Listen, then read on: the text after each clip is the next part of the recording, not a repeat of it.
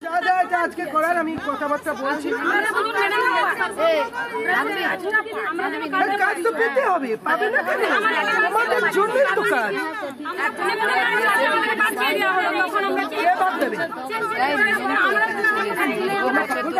বাদ দিয়ে দেবে একটা সোজা।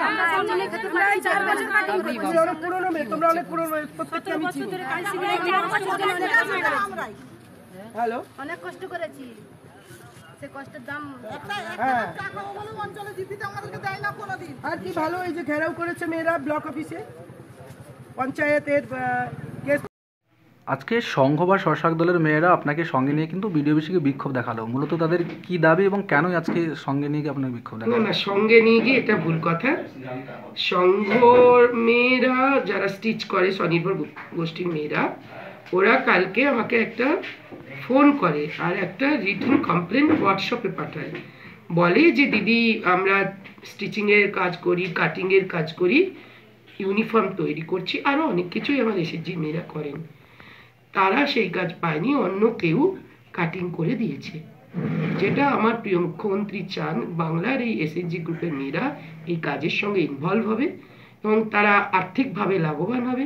সেই রকমই নির্দেশ গভর্নমেন্টের দেওয়া আছে যে এরাই কাটিং করবে, এরাই স্টিচ করবে।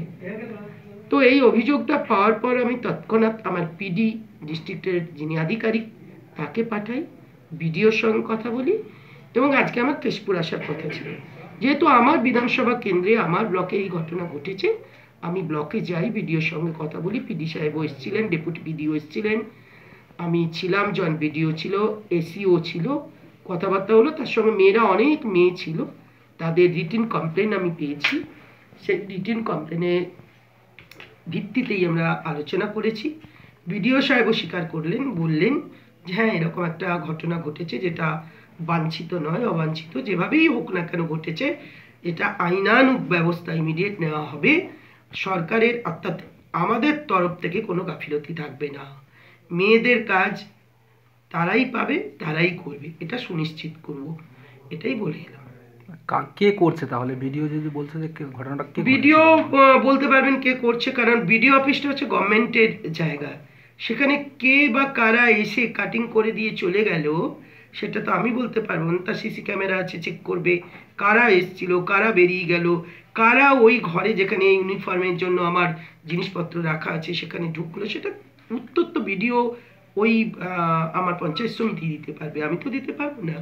আমার কাছে অভিযোগ এসছে, সেটা খুঁটিয়ে দেখলাম এবং সেটার পর আমি মেয়েদের আশ্বস্ত করেছি এ ধরনের ঘটনা হবে না, যারাই ঘটিয়ে থাকুক না কেন সেটা আইনানুগ ব্যবস্থা নেওয়া হবে। কতগুলো ডেস হয়েছে? হ্যাঁ, তো এতটা সংখ্যক আমি বলতে পারবো না, সেটা ভিডিওর কাছে গেলেই বলতে পারবেন, উনিই জানিয়ে দিতে পারবেন কত হয়েছে। তবে মেয়েদের, আপনারা ছিলেন, ছবিও পেয়েছেন, মেয়েরা আমাকে যা জানিয়েছে আমি সেইটার ভিত্তিতে করেছি আলোচনা। আমি প্রেজেন্ট ছিলাম না, যারা প্রেজেন্ট ছিল তারাই বলছে, বলে আব্দুল্লাহ নাকি এসেছিল, কিন্তু আমরা প্রেজেন্ট, আমি বিশেষ করে প্রেজেন্ট ছিলাম না। রাম হোক, শ্যাম হোক, যদু হোক, ছেলেই হোক না কেন। কে কে ছিলেন কালকে? আমরা বাইরে, আমরা সবাই ছিলাম।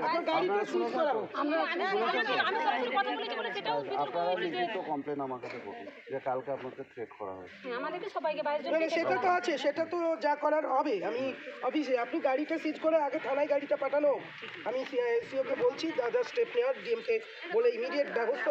কেন এই গাড়িটা বেরিয়ে যাবে?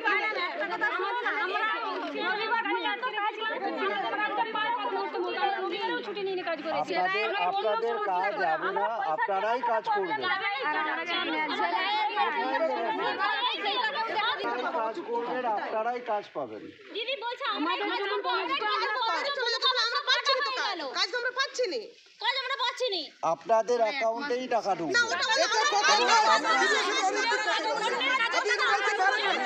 আমি কথা বলি।